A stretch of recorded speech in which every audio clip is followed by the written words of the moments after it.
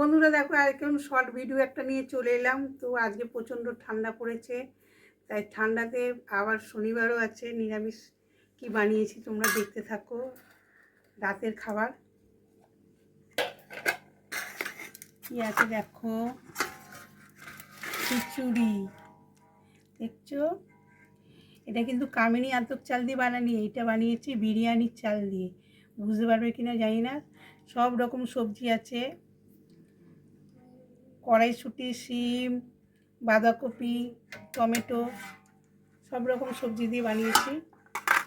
আর দেখো ডিম ভেজেছি, অমলেট করেছি, আর এই যে পোস্ত দিয়ে আলু ভেজেছি। আর এই দেখো চাটনি বানিয়েছি। শীতের মধ্যে নানা রকম ভাজা, আবার ভাবলাম যে একটু চাটনি করলে ভালোই হয়, তো চাটনিও বানালাম। আবার এই দেখো বেগুন ভাজা। এটা হচ্ছে রাতের মেনু আজকে। তো সবাইকে খাবারটা বেড়ে দিই, তাই মিনি ব্লগটা এখানেই শেষ করছি। কালকে আবার নতুন ব্লগ নিয়ে চলে আসবো। ভালো থাকবেন, সুস্থ থাকবেন। Tata, good night.